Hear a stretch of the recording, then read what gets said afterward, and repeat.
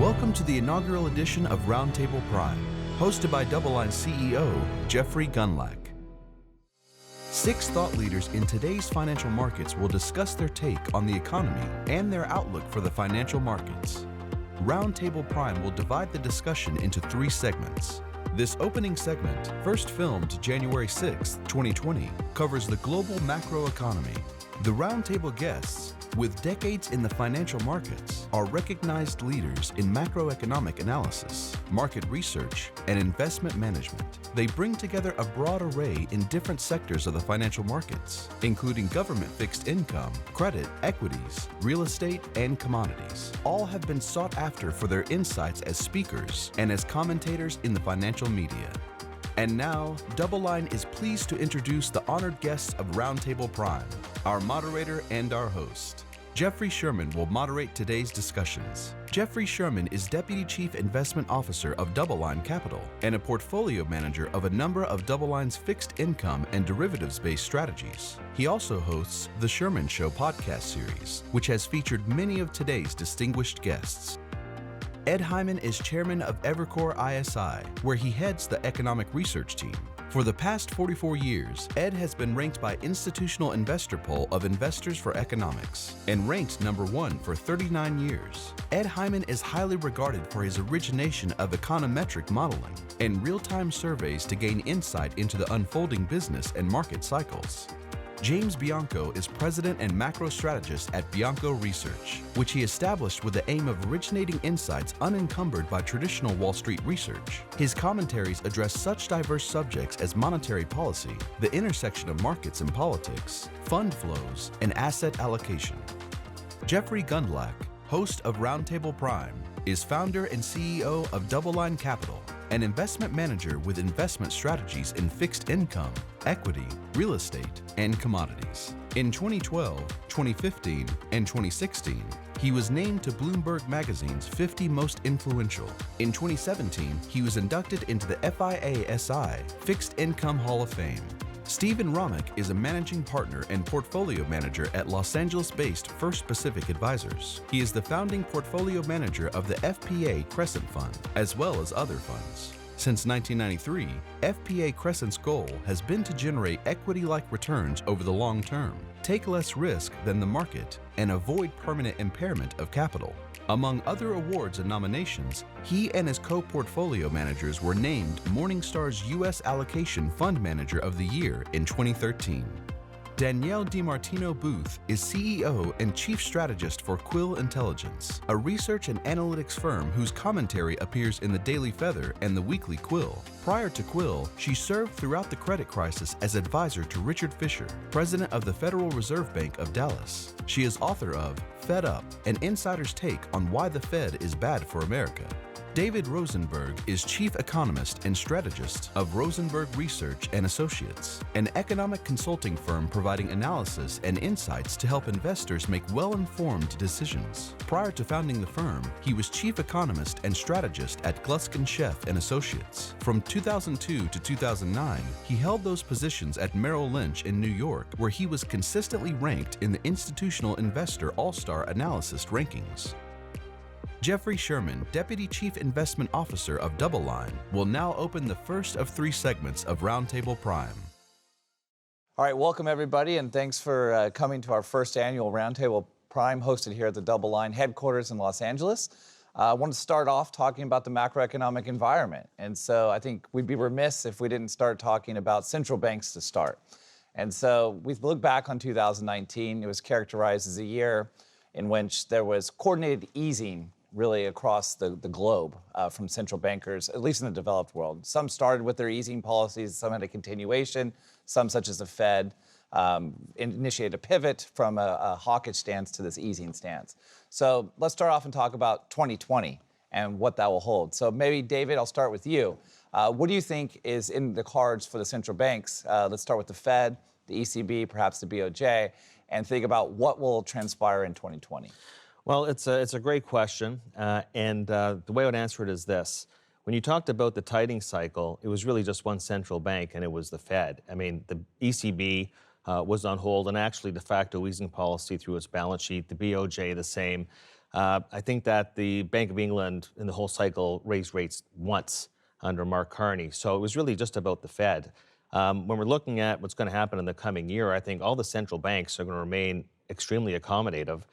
My sense is that although the Fed would probably not like to have to ease policy, and of course they're premising it on their current rosy economic outlook, I think that rosy economic outlook is going to be challenged. And I think that the biggest stress test is going to be whether or not the U.S. consumer, which was resilient last year in the face of weakness in almost every other part of the economy, is going to remain resilient. So my sense is that the economy is going to be weak, the output gap is going to widen, deflationary pressures are going to intensify, and these central banks globally are going to remain extremely accommodative and find different ways to ease policy further. Well, your nickname's Rosie, so is it fair to say that's the rosy economic outlook? If you're long zero coupon bonds, then it's a very rosy scenario. So Danielle, same question to you. Your experience with the Fed, what do you think is in store for the Fed this year? So I think what investors have to appreciate is that Jay Powell has completely broken with precedent. Alan Greenspan was famous in 1996 for giving a speech about irrational exuberance. He chose to do nothing about it. He could have raised margin requirements at the time. He made several speeches that said you can only address a bubble in its aftermath, which prompted Jim Grant to famously say the Fed is both arsonist and firefighter. And Bernanke and Yellen held that same philosophy throughout their tenures when they were running the Fed. Jay Powell's broken with that completely. When credit markets seized up in late 2018, he is somebody who understands duration. He's somebody who understands the full credit spectrum, and he grasped the magnitude of underlying assets not trading in exchange-traded bond funds. I mean, that's kind of in the weeds, but I just want to make the point that Jay Powell understood what was going on and the feedback mechanism, how it could transmit back into the stock market via arrested share buybacks. So he has chosen to break with his predecessors and try and get out in front of credit volatility, keep it contained at all costs. And as we're discovering, that is backing him into a very big corner, because the only thing being debated right now on Wall Street is how big the Fed's balance sheet is going to get. I think there is a presumption in the market that we're going to surpass $4.5 trillion fairly quickly, and that there'll be pressure on Jay Powell to continue growing that balance sheet, in addition to the fact that these fresh geopolitical tensions have put rate cuts back on the table if you look at bond market probabilities. So I think we have a very easy Fed. Unwillingly, I don't think that Powell wants to be seen as helping the presidential election in any way, shape, or form, but that's not where his focus is. His focus is on credit market volatility. That's it. Well, it's interesting you brought up credit market volatility, and I think back to the fourth quarter of last year. And what we had there was the credit markets freezing up. But then, I'm sorry, I said last year, I meant 2018. Right. I haven't switched to 2020 yet. But when you go back to the fourth quarter of 18, the market was freezing up, right? We saw that the high yield market didn't even allow an issue, right? 41 days, yeah. A record, yes. So if he isn't flying that, why did he continue to hike rates during that period of time? So maybe, Jim, maybe you could give your insight there. Why did Powell continue to press the rate hikes back in 2018 and continue the unwinding of the balance sheet at that point in time? Because he was new and he was not a PhD. And I think he was trying to take what was already established with the Fed and continue it. I think that if Powell had a problem early on, it was a lot of the talk that you got out of him 2018 after he became the chairman was him expressing what the general consensus view of the Fed was, not his personal view. I think subsequent to that, now that we're into 2020, he's now more talking about what he thinks and less about what he thought that the rest of the crowd thought. I also think he got consumed by the Fed staff. You know, that they came in with all the quants and they gave him the models and they told him that this was the predictions and stuff, and he was like, okay, if that's what we're saying, then I'll just take that flag and I'll go with it. And I think he's now changed a little bit, that he'll listen to them and respect it, but then he'll interject his own voice in there. Yeah. So speaking of models, Jeffrey, you were critical of Mr. Powell. I think it was the September of 2018. I got to get that number right. September 2018 press conference where you said he started talking like an economist and he was referencing models and R-star once again. Has he learned from that experience, and what do you expect to garner from Mr. Powell this year as leading the Fed? I think Jay Powell has gotten to a mode where he wants to say as little as possible. I think when he started, he seemed to me to have a framework in his head, particularly in the fourth quarter of 2018.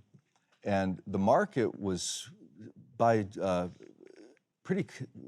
degrees and fairly consistently, rejecting his framework. If you remember in the fourth quarter of 2018, as Danielle said, the high-yield bond market was closed. They couldn't float an issue for basically 2 months of trading days. And Jay Powell, as the stock market was down into a full bear market territory, it was down 20% plus, he got in front of the podium in December of 2018, and he reiterated his multiple rate hikes, quantitative tightening, kind of a framework that the market had already completely rejected as a sound policy. And subsequent to that press conference, he struggled for 6 months to put back-to-back press conference messaging together that was at all consistent with the one prior. And it kind of shamed him into following the bond market. And so we ended up basically watching the WIRP function, the World Interest Rate Prediction function that you can get on Bloomberg. And basically, it seems to me that he's just following the market at this point. And the market had been kind of leading the Fed, but now both the Fed's idea of being on hold, which is their strong desire, like, do no harm, sort of the Hippocratic oath for Jay Powell, job number one, do no harm. So I think what he's looking to do is to hope things hang together and to be able to get through 2020 with rates pretty much on hold the entire year. And the bond market has ratified that point of view. I mean, the 2-year Treasury yield is very consistent with the Fed funds rate being unchanged for quite some time. So I think that that's what he's going to do. Now, what I'm really find curious is Jay Powell did not understand, really, in my opinion, what was happening in the credit market dynamic in 2018, and he also failed to predict the dust-up in the repo market September 17th of 2019. And I find that to be a little bit disconcerting, that they say, well, in retrospect, we can see that there was some pressure on the repo funding because there was a mismatch in the maturing bills versus newly issued bills, and we had tax payments in the middle of September. But both of those variables are completely known. It's not like something happened that they dropped out of the sky. You knew the tax payments were going to be due September 17th, and you knew what the maturity schedule was in the T-bill market. So I keep scratching my head as to why the repo market was rejecting the Fed funds rate at that time when the yield curve was inverted and the highest rate out there was overnight money. And so I continue to be concerned that when we have larger supply at the long end, that we might see a similar event where the market rejects kind of the manipulated interest rates. I'd wonder if, Danielle, you know about the Fed and their operations. What do you think happened September 17th, and why is that still an issue? So I think that on a fundamental level, the fact that Jay Powell himself was a huge advocate for John Williams taking over at the New York Fed was kind of mistake number one. And then you had the dismissal, which was not very popular internally, of the head of the New York markets desk, something that the media really did not cover adequately. So you have the architect of quantitative easing leave in the middle of negotiations with the government on the debt ceiling. So, and you have things like John Williams coming out and making a speech that he actually vetted through his markets desk. They said, don't make the speech, you're going to change market pricing, you're going to imply a 50 basis point rate cut, and that's not where you want to go. So you've got the New York Fed being, there was damage control coming out of Washington, D.C. The root of it is the fact that there's a lack of understanding of the operations of the market and of some of the biggest banks and the role that they play and the fact that they've got these tools that they simply don't completely understand how they work. If you're talking about interest on excess reserves or the reverse repo facility, and Jim is nodding his head because I know that that's not very reassuring. I mean, it's not reassuring, but it is the fact that, also, this is a man who didn't have a Bloomberg terminal on his desk when he was at the San Francisco Fed. I hear different opinions on this issue. But also not reassuring to me is the strange comment that expanding the balance sheet through repo, reserve operations is not quantitative easing. What do you make of that? Is it because quantitative easing is only to manipulate long rates? This is a very deep question that you're asking me. We're in the middle of a political firestorm in this country, and I think that it is a slippery slope if you veer towards the zero bound, because you get to talking about not bailing out the banks, but bailing out the people. And Jay Powell is highly aware of not becoming a political tool. If he calls it quantitative easing, then you're effectively back to bailing out the banks. Very, very, very unpopular. You can be recruited by politicians, thus, to print money to do whatever, X, Y, or Z, universal basic income, Medicare for all, you name it. But that is the slippery slope that he's trying to avoid by calling it not QE or whatever he's saying. It's a technical operation. Look, the United States government issues most of its debt at the short end of the curve, so the Fed is effectively monetizing the debt. There's no question about it. But again, I think it's optics that are driving Jay Powell, and Jim can jump in here. Yeah, as far as this whole not QE thing, I think this is an attempt to try and say that we're not manipulating markets, that somehow QE is a market manipulation thing, but we're not manipulating markets. It fits the very definition that Bernanke gave us in 2009 of expansion of the balance sheet through excess bank reserves of what QE is. And so they're trying to have both things at the same time. I think the real problem, which you touched upon, Danielle, is that I think they know what the problem is, and the problem is that they overregulated the banking system, that if you look at the statistics, there's like $1 trillion plus of excess reserves.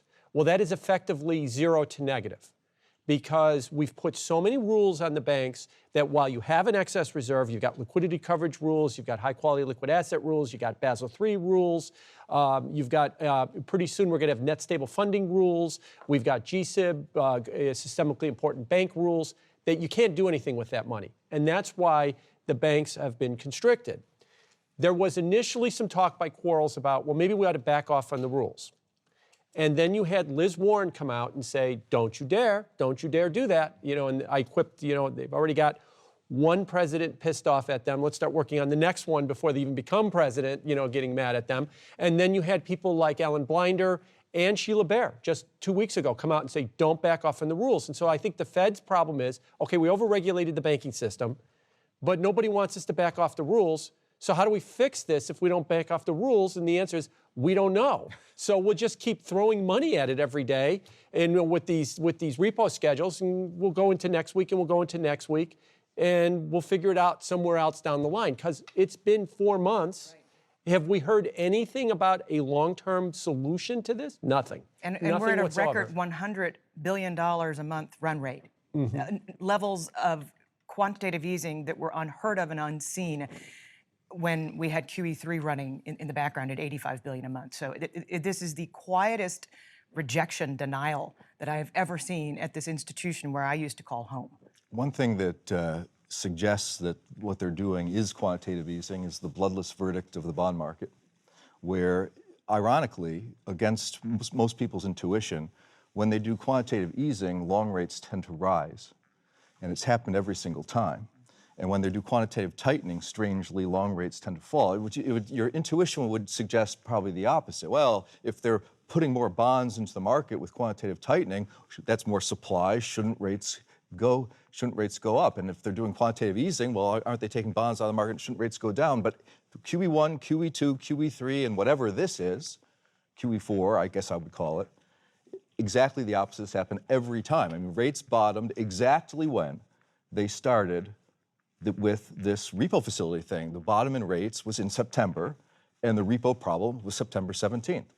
In response to that, we've now seen the 10-year Treasury go from 144 up towards 2%. I know it's down about 180 now with the geopolitical problems, but it really is interesting that the market, if you just, the one variable model, perhaps overly simplistic, says, well, the market sure seems to be taking this as a quantitative easing program. Yeah, but then that's going to undo a lot of the good work that was done with their rate cuts that filtered through to housing. Mm-hmm. So Ed, what do you make of this? As you sit back and think about, the operations that the Fed has undergone, and you think about valuations and how that translates into the overall economy, does this allow the Fed to be successful in navigating to this greatest economy ever? We already had the rosy outlook, so I just want to bring in the greatest economy ever. So, first thinking back over what we just discussed, in hindsight, maybe people saw it contemporaneously. The Fed made a mistake in late 18. And Jeffrey, like you're pointing out, it was pretty clear to market participants at that point. I would assume with the election that the Fed desperately wants to be on hold this year. On inflation, I think there's a risk that inflation picks up, but it's just a risk. And so far, inflation doesn't look like it has a chance of getting up to their target, which would even begin to suggest they might tighten. Are you referencing the PCE? Yeah, when you say that? Because there's many inflation indicators that are over 2%. Right. But average hourly earnings are in a solid uptrend. They have been for a couple of years. Right. I'm saying the one that they've say they're focused on. Yes, indeed. But and I find that inflation outside the U.S. Generally is coming down. Like they got the Eurozone core CPI this morning. It was unchanged month to month and only up 0.3 year on year. So I look at monetary policy in addition to this discussion on a global basis. And other central banks are expanding their balance sheet. You still have very low interest rates, negative interest rates. And I track global short rates. They're down about 50 basis points, which for them is a pretty big decline. I would add to this discussion the great... When you say global short rates down 50, down to what level? About 220 to 170. And a lot of the decline recently has been by the emerging market central banks. But what I would add here is that the great Milton Friedman coined the idea that monetary policy works with a 1 and 2 year lag, which makes it difficult for them because they're trying to drive over here, and it takes them a year or two to know if they made the right course correction. And so I have a strong feeling that the economy this year will do better than expected because of what the Fed did last year. In addition, there's increased their balance sheet, and because it was said about the same time they did the QE for the repo market. Not only did bond yields go up, but stock prices went up, and it's sort of a shot. And so you had a unusual increase in stock prices, and consumer net worth is up over 10%. And so I think they're loading up the economy to do better, particularly in the first part of 2020. So given that backdrop, and we all know that it does operate with a lag, who knows what that lag time frame is. Steve, as a equity investor, what do you make of Fed policy, and is that accretive to the equity markets today? Is it already baked into prices? How are you thinking about that? And do you even use central bank policy when thinking about equity valuation? Well, let me start by saying we're price takers, so we tend to respond to whatever price the markets give us and prepare for the worst and hope for the best, and don't make great determinations to what the Fed may or may not do and how it might impact the markets over the near term. From where we sit, we look at it. First, we don't think that the economy is quite as strong as people think, because a lot of this growth has been bought through excess leverage around the globe.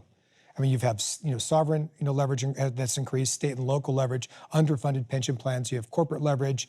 I mean, Ed's point about the consumer net worth growth. If you back out housing out of that equation, I mean, you've got credit card debt, at a new high. You got auto loans, at a new high. You got student loans at a new high, in excess of $1 trillion.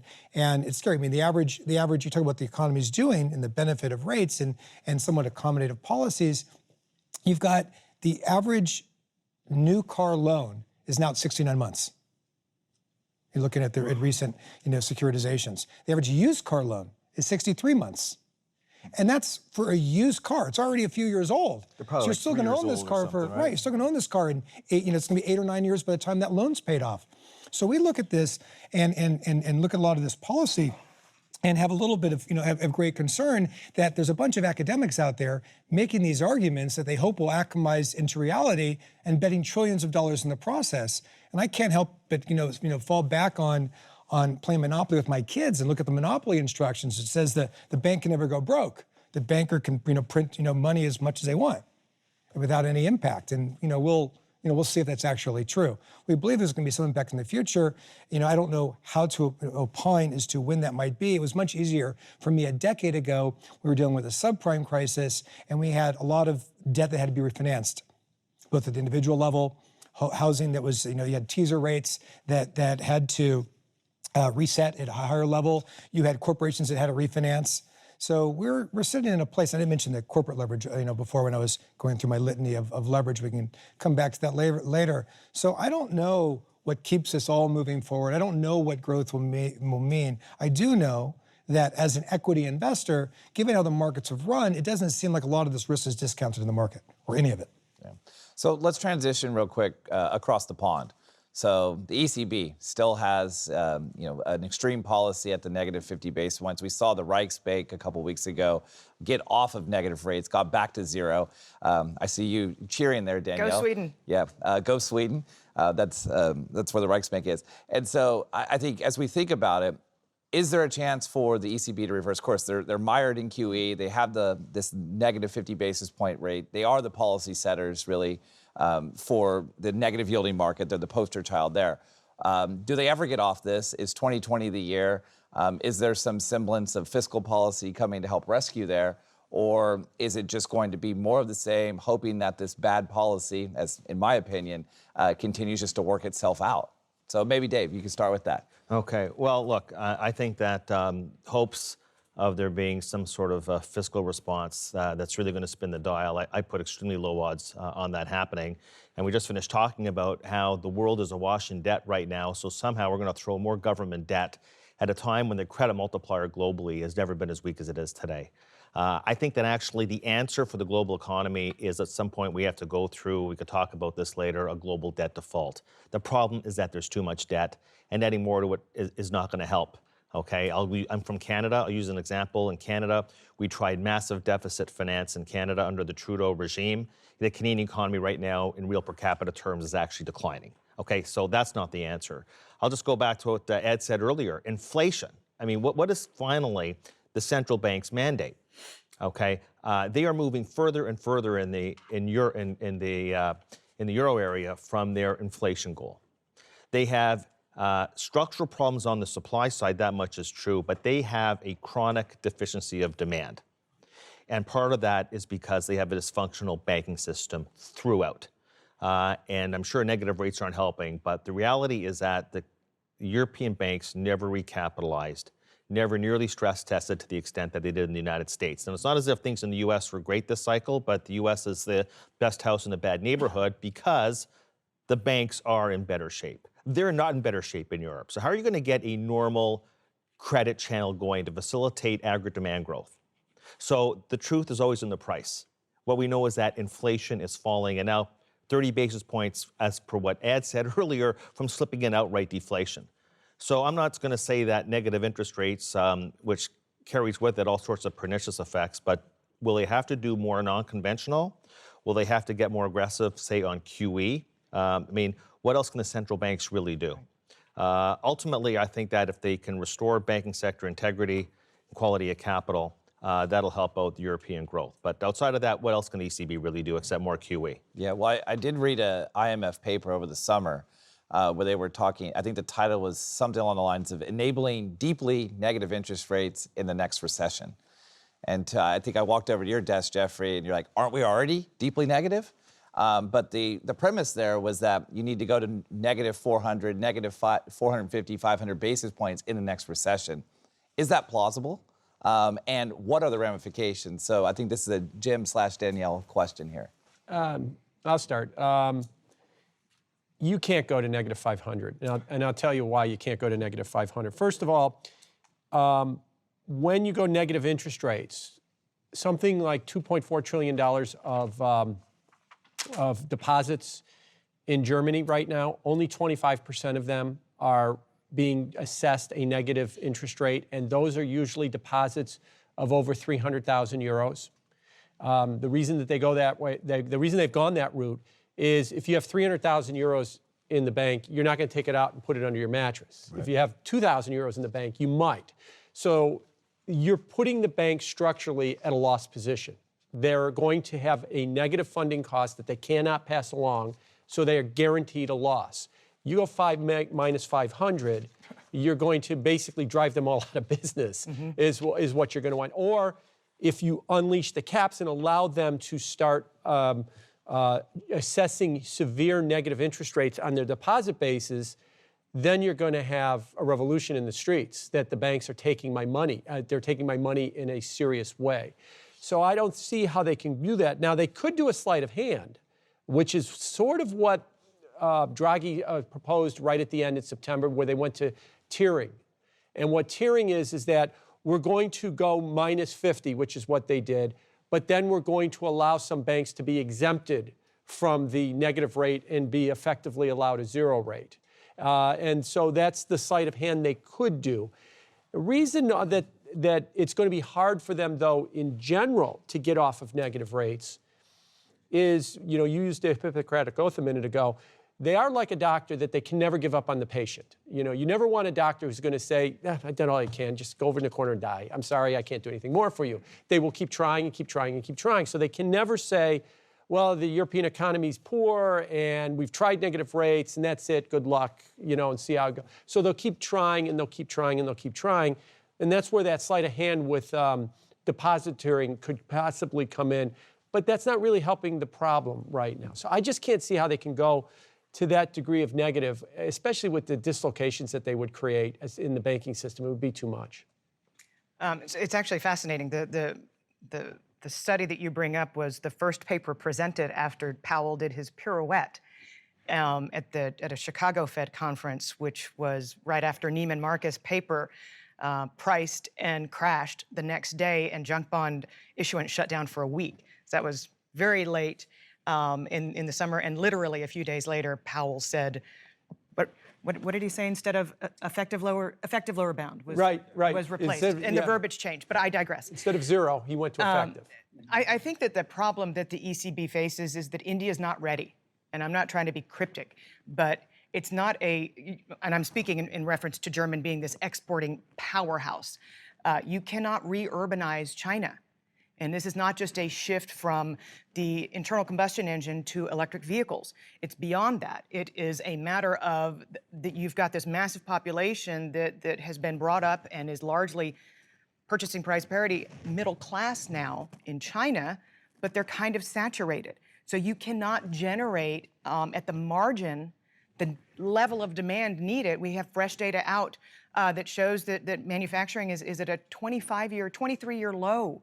In Germany, you can't have the biggest engine of growth that has supported the other countries, such as Italy, who have broken bank balance sheets. You cannot have any type of measurable demand if you don't rev that export engine of Germany back up, and you can't do that because India does not have enough mileage of highways. It's simply inconceivable.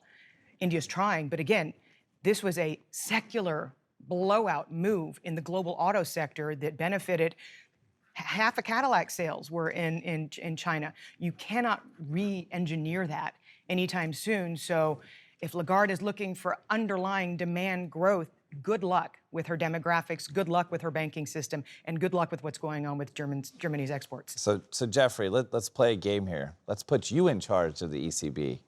What would the policy response, or what would your response function be here? I think they need to play a longer game, and they are reluctant to do it because they don't want the short-term pain.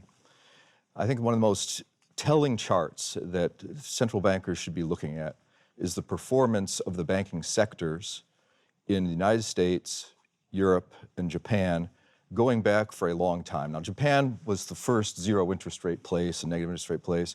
Japanese banks, unbelievably, as a sector, the total return of bank stocks in Japan since 1985 is negative 81%. Negative 81%. So that's what the negative interest rates brought you, is a banking system on its knees.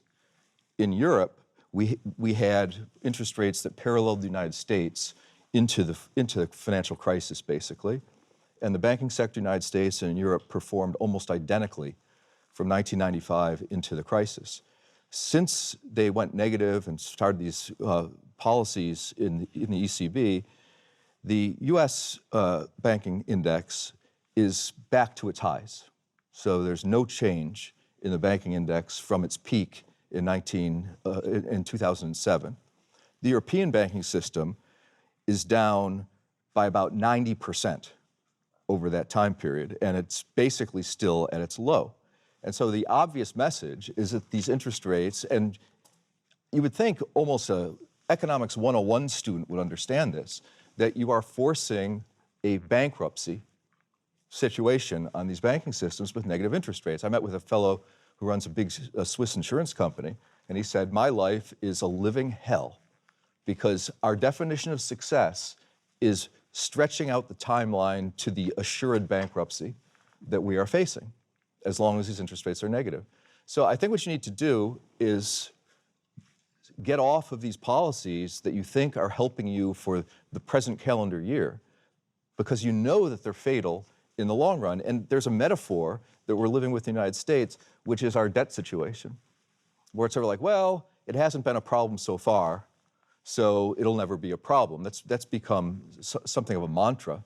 But I kind of reject that logic. We're now running deficits in the United States. The national debt is growing faster than nominal GDP, just at the federal level. Forget about all the other stuff. So if we weren't growing the national debt, we wouldn't have any growth. So it's quite clear that you're playing this kind of a tractor pull game with the debt-based economics game. As David said, the bang for the buck you get for every new piece of debt is fallen by a huge amount. I don't know exactly what the fraction is over the last 30 years, but it's got to be like 2/3 or something like that. So these policies, they seem like they're designed to work in the short term, but they're fatal in the long term.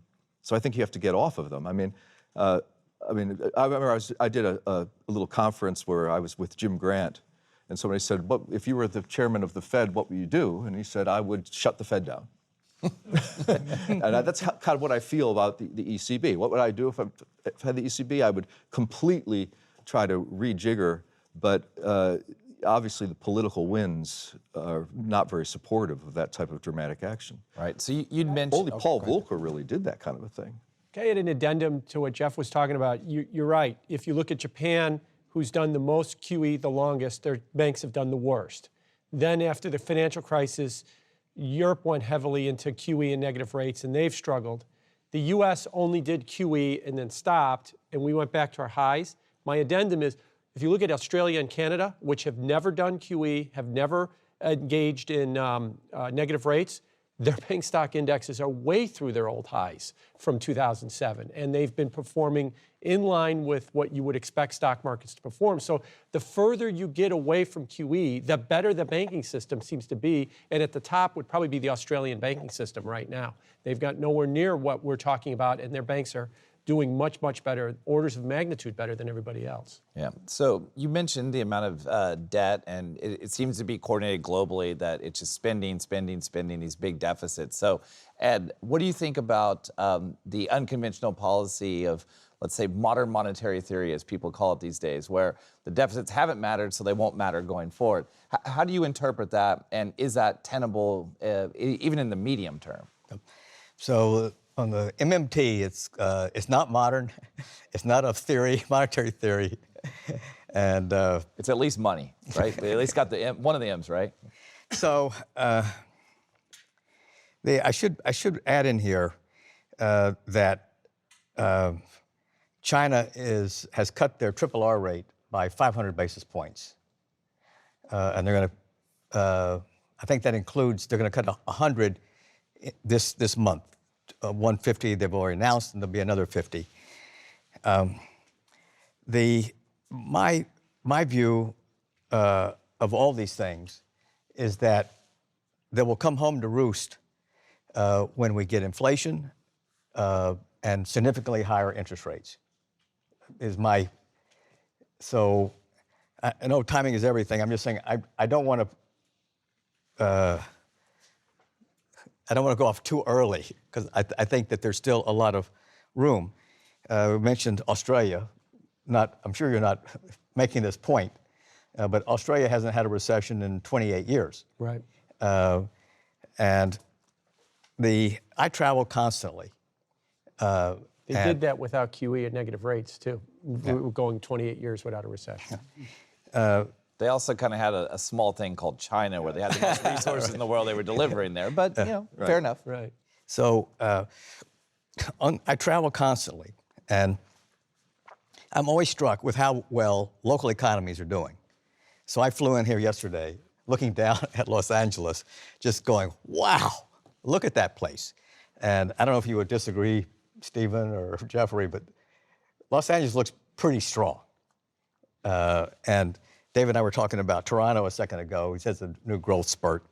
And now it's going to smaller places. So one of our analysts just moved to Raleigh. It's a really nice place, cost of living is pretty low, and it's booming. They have Fortnite, Red Hat, a couple of sports teams. So I wish you could come with me on my, these are not exactly exotic places to visit. I've been to Raleigh. But anyway, so I think the economy's made a lot of progress, particularly in the U.S., not so much in Europe. And on China, I think there's something like, I think the average income in China is something like $20,000 or $17,000, because you have 400 million people that basically make nothing. So it's still an emerging economy, to put it graciously or generously. And maybe I should add in here, just in terms of timing. So obviously, Trump has a reason for the economy to be better this year. And Japan has the Olympics coming up as another sort of factor. And then the 100th anniversary of the Communist Party is in the summer of 2021.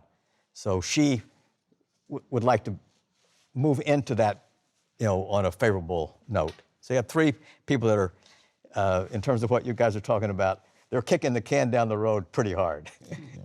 Yeah, so David, what do you think about the MMT? I mean, that's essentially what Ed's saying is going to happen here, not just in the U.S., but it's going to be this fiscal stimulus just to keep juicing the economy with regard to the long-term consequences. Well, yeah, look, I think we've already addressed that. I mean, what's the old saying? If it walks like a duck, quacks like a duck, it's a duck. I mean, I guess that MMT was written in the context recently to use the Fed's balance sheet to fund green energy and infrastructure, stuff like that. But we've been doing MMT already when you really think about it. I mean, we're debating whether or not there's been QE or actually outright debt monetization by the quickness as to how fast the Fed's been buying these treasury bills after they've been issued.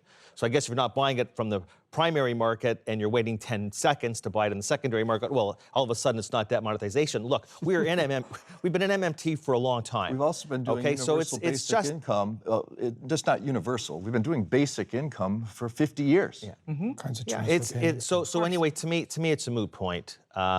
It's just maybe a new term for really a policy that's been in place.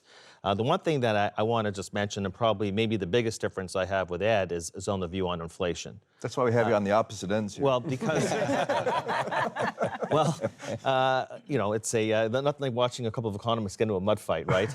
So the point I'll make is this, I hear it all the time about, that everybody believes inflation is just around the corner, and yet it's never really around the corner. And you can't just say, well, I think inflation's gonna be going up. The question becomes, what's your supply-demand framework? Because the only use an economist has, if you're actually forecasting a price, is you have to know the shape and the direction of the curves that you're talking about. And so in this case, we're talking about globally. And actually over time, this is why when people, for example, get it completely wrong when they see the Phillips curve, it doesn't matter anymore. The Phillips curve is comparing the unemployment rate and the inflation rate. The unemployment rate is still determined largely locally, but inflation over time, and I think Ed made this point, and this is one thing I do agree with wholeheartedly, which is that over the decades, inflation domestically is being influenced more and more by what's happening globally. So you're comparing an unemployment rate, which is local, to inflation, which is more global. Thing is, this is the first cycle ever, and we're 10 years into this, and we've never seen a situation where the output gap globally, okay, that interrelation between aggregate supply and aggregate demand, this demand curve never crossed across the supply curve. We never had the output gap close this cycle. And what we know with certainty is that the OECD leading indicator for all the prognostications of how great things are going to be next year, that's right now flirting with its lowest level in 10 years. There is no global growth recovery. You don't have to have a recession view.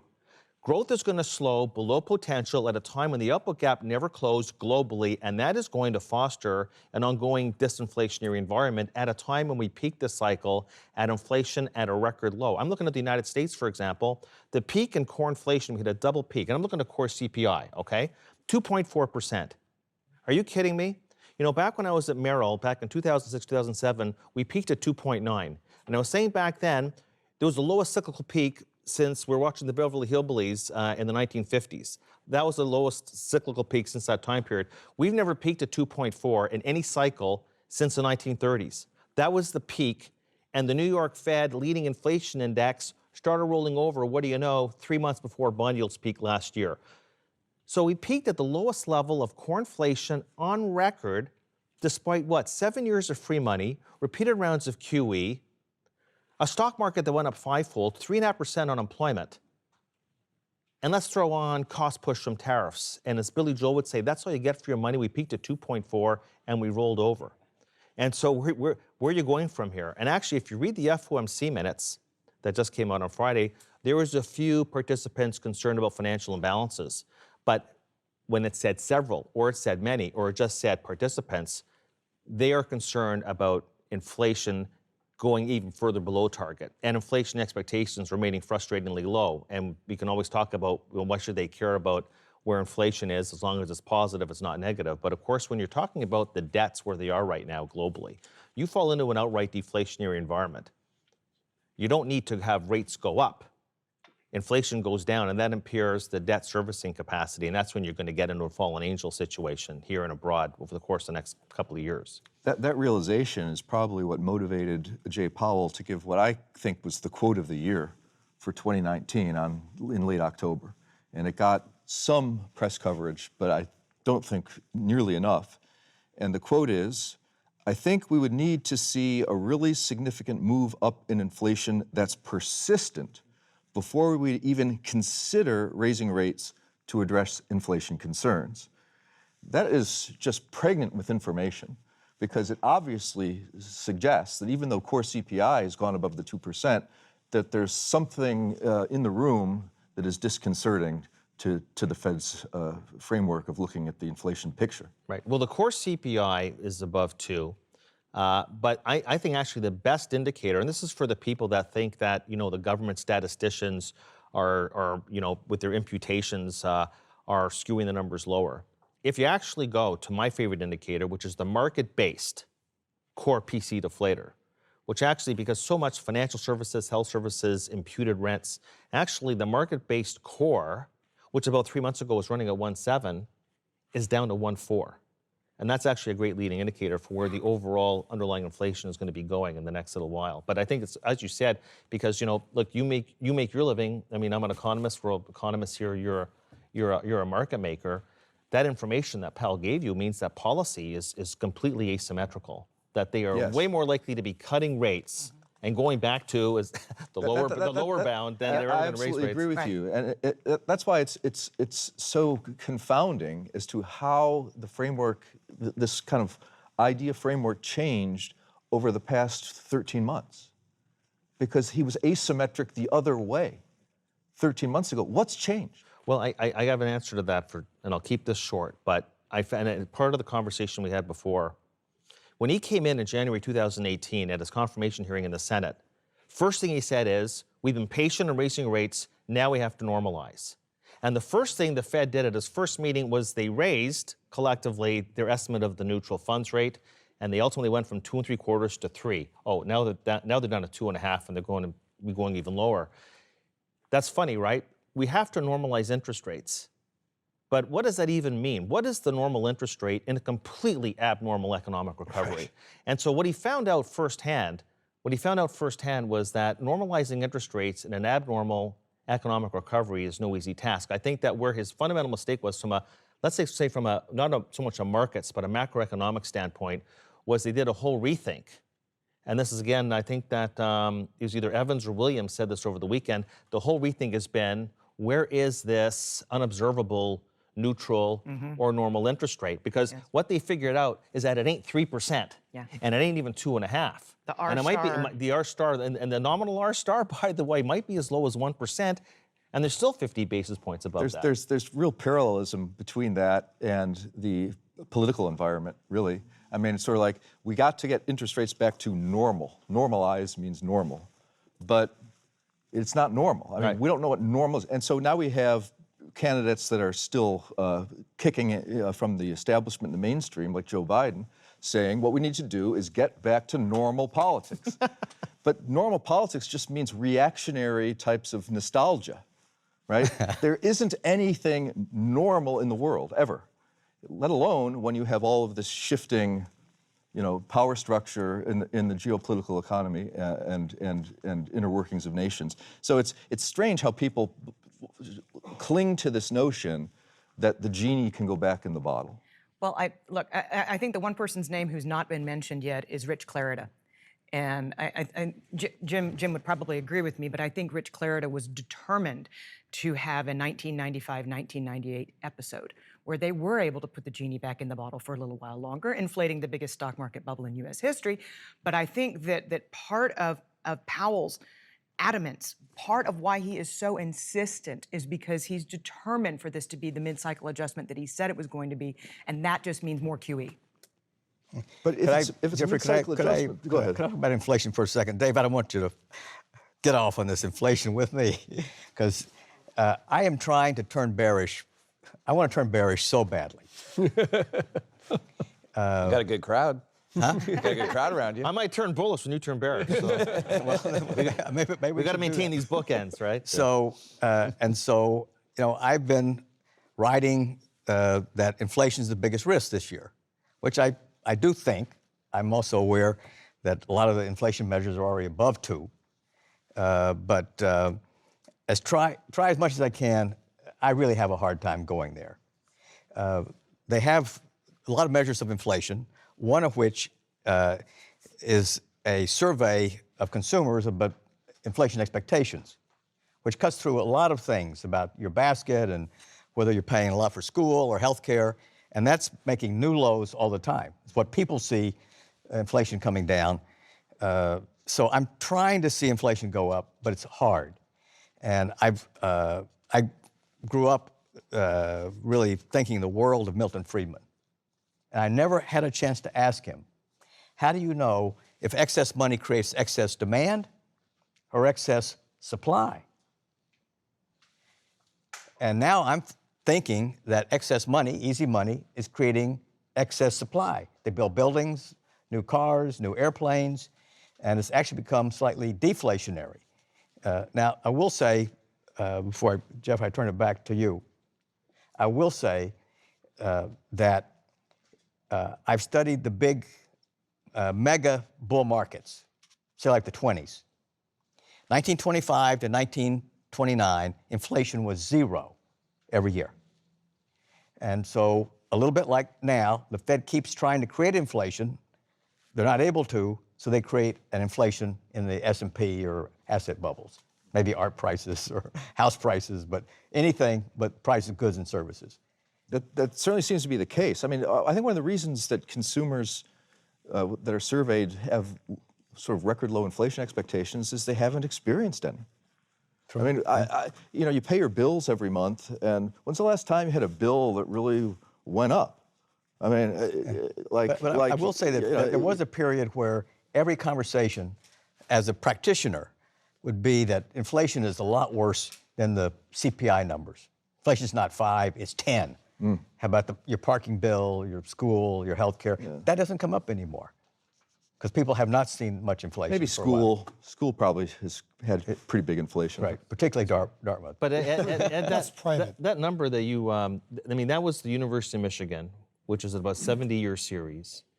And who would have thought that with the stock market booming, all the financial inflation, the asset inflation, that it would have been last month that we would have had the University of Michigan median 5-10-year hitting a new all-time low of 2.2. It's never been that low before. That's the reason it's happening.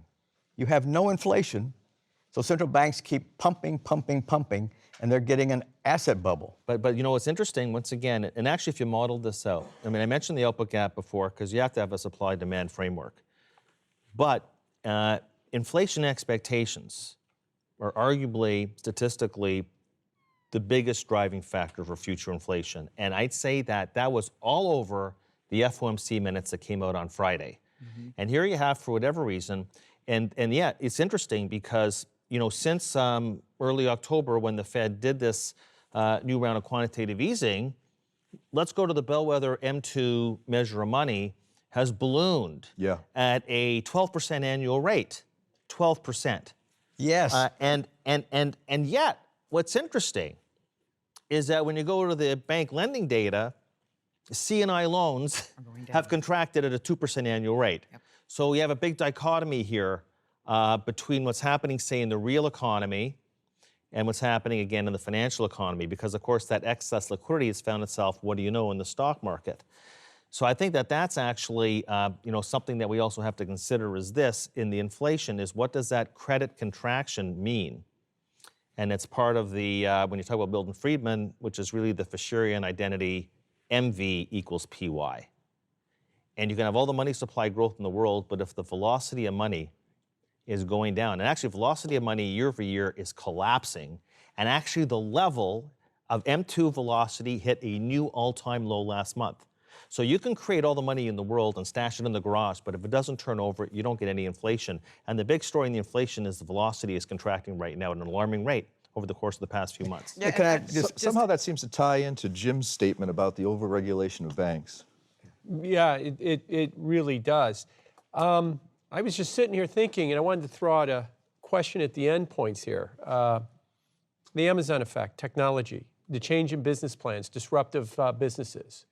How much of that is putting a lid on any type of inflation?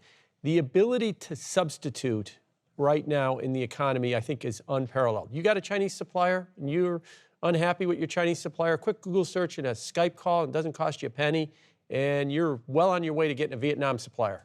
You know, think about what the effort was to try and do that 30 years ago.